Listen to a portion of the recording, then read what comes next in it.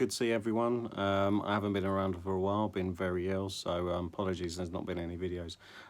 This week I just want to do a quick video really. So you've just bought a brand new or a second-hand electric car or an EV. What are the do's and don'ts? What's the etiquette? And believe me, there is an etiquette around electric cars, unlike normal ICE cars. So let's take a look through. I've got several points for do's and don'ts. Let's take a look through and see what they are. So, first do.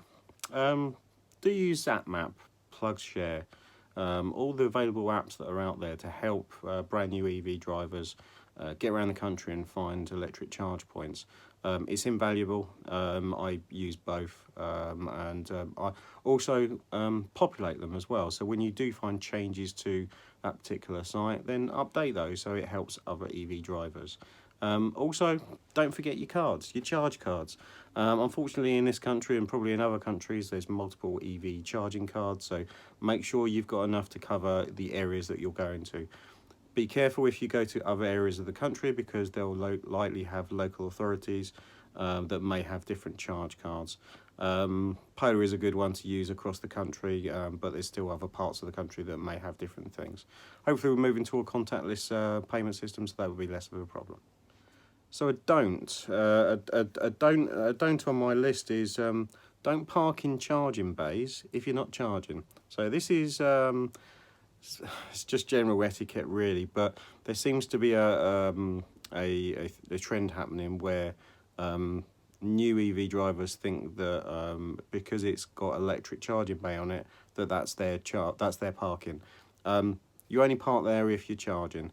You know, make sure that you're not hogging it, and make sure that if you are parking there, you're parking there for a period of time where you can get an adequate charge. Don't hog them. They're not free parking bays. They are there for free parking if you're charging usually, or a sort of term around that. So remember that. Okay, another do charge your car at night. So if you've got the ability to home charge overnight. Make sure you've got that lovely full tank of electrons to get you around where you need to go in the morning. It's cheaper to charge at night if you've got the ability to do that as well, and there's loads of tariffs to do it, so do charge overnight. So another don't be obnoxious when you're driving an EV car. Everyone knows as soon as you get into an EV car and you start to drive one, you'll absolutely love it. Sometimes that can become across as a bit obnoxious because you just want to tell everyone about it. So try and curb the enthusiasm, but help people along the way as well. So just don't be a little bit too abusive and obnoxious to people when you are driving an EV, even though you know it's damn well better than theirs. Okay. And a really good one, do enjoy all the money you're going to be saving. So if you've driven an ICE car or an internal combustion engine car, the amount of money you'll save by not paying out on diesel and petrol is just obscene. I used to spend £260 on diesel. I now spend about £30 or £40 a month on electric. So look forward to spending more money on you and less money on your car. Don't. So another one around kind of parking in a way, but don't hog quick chargers. So if your car is only capable of a certain amount, and I'm talking about more hybrids, plug-in hybrids, if you can't draw more than say 3 or 7 kilowatts, don't plug it into a fast charger and hog something where another EV driver needs it. It's just bad practice. It's not nice for people that are really generally need a charge. So just think of others when you're doing it. Again, common courtesy always rules. Do help other new EV drivers.